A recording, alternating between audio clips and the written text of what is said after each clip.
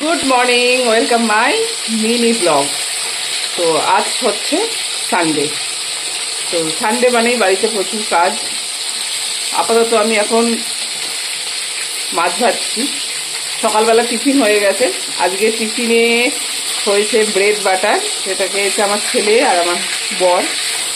আমি আর আমার শাশুড়িমা খেয়েছি ইডলি। অনেকদিন পর ইডলি খেলাম।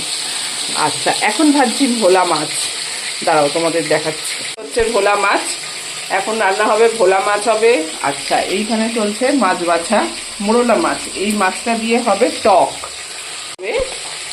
আর হবে হচ্ছে ছেলের জন্যে তেল ছাড়া চিকেন। তো উনি তেল ছাড়া চিকেন খাবে, তাই শুধু ওর জন্যই করে দেবো। বিকজ আমাদের রাত্রেবেলা একটা ইনভিটেশন আছে, একটা গেট টুগেদার মতো আছে, সেখানে যাব। তো সেই কারণে আমরা আর চিকেনটা খাবো না, তাই আমরা খাবো ভোলা মাছ আর ও খাবে হচ্ছে চিকেন। তো রবিবার আপাতত এরমভাবে চলছে। বাকিটা কিরমভাবে কি হচ্ছে করছি, তারপর আবার ভিডিওটা।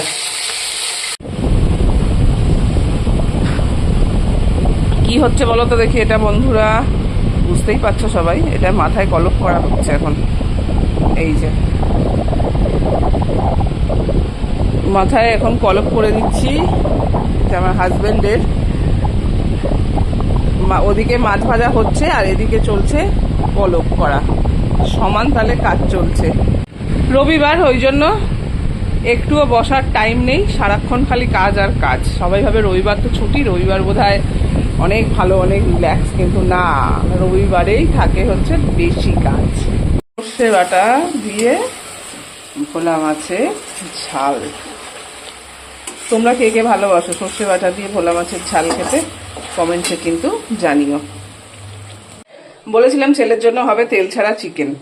তো এই হচ্ছে চিকেনটা, যেটা আমি ম্যারিনেট করে রেখে দিয়েছি। ম্যারিনেট করেছি আদা, রসুন, টমেটো দিয়ে। ঠিক আছে, পেঁয়াজও দিইনি আমি।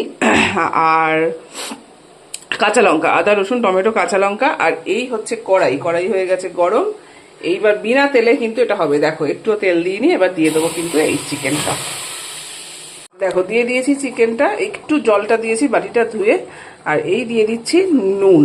এবার এইটা ঢাকা দিয়ে দেবো। এবার চিকেনটা এরমভাবেই কিন্তু হবে। হয়ে যাওয়ার পর আবার তোমাদের দেখাবো।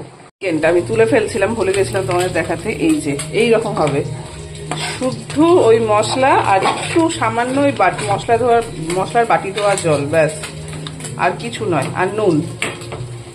দুর্দান্ত খেতে হয়। রসুন, টমেটো, আদা, ব্যাস। পেঁয়াজও কিন্তু নেই এটাতে।